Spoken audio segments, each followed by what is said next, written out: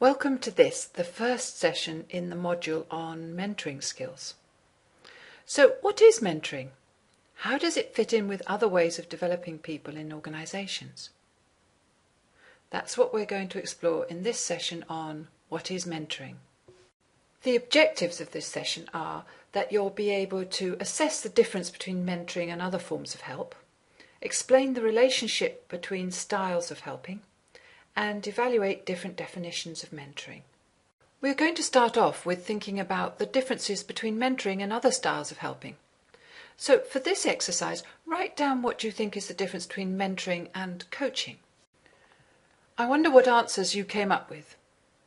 Mentoring and coaching are often used at the same time in conversations, and in some organisations synonymously.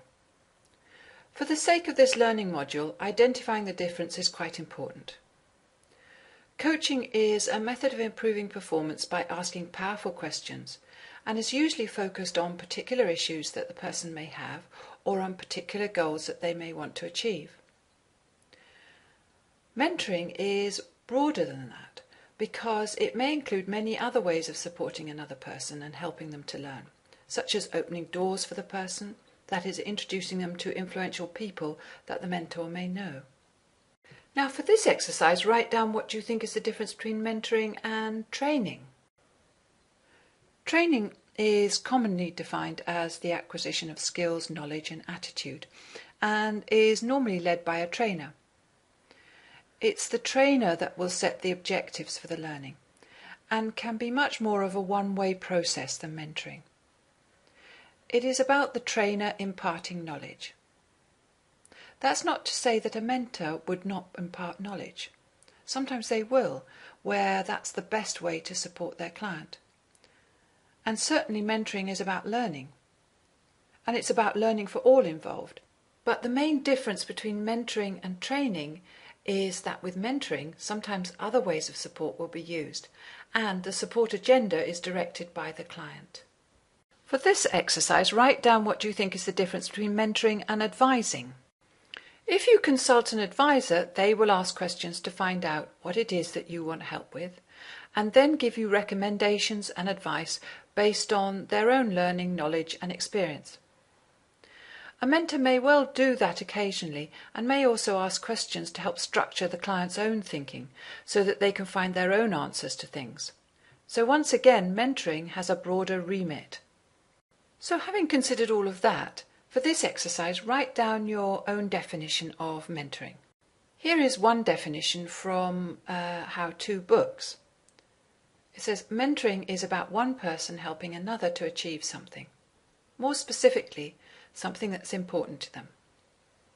It is about giving help and support in a non-threatening way, in a manner that the recipient will appreciate and value, and that will empower them to move forward with confidence towards what they want to achieve. Mentoring is also concerned with creating an informal environment in which one person can feel encouraged to discuss their needs and circumstances openly and in confidence with another person who is in a position to be of positive help to them. And another definition is that mentoring is a developmental partnership through which one person shares knowledge, skills, information and perspective to foster the personal and professional growth of someone else. We all have a need for insight that is outside of our normal life and educational experience. The power of mentoring is that it creates a one-of-a-kind opportunity for collaboration, goal achievement and problem solving. And here are two more. A mentor is a professional person who is a wise, experienced, knowledgeable individual who either demands or gently coaxes the most out of the mentee.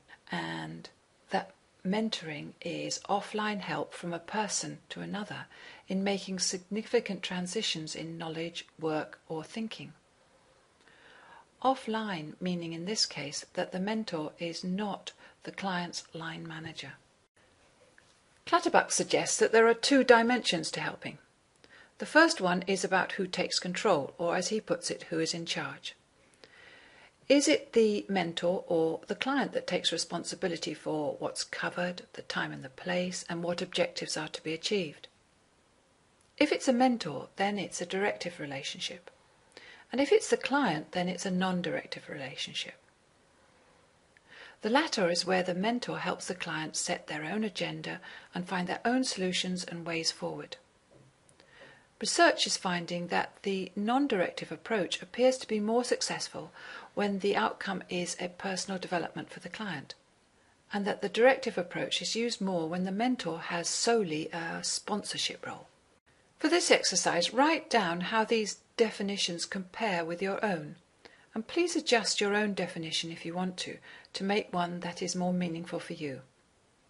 Write down which definition seems most appropriate for the reason for you learning about mentoring and why it seems most appropriate.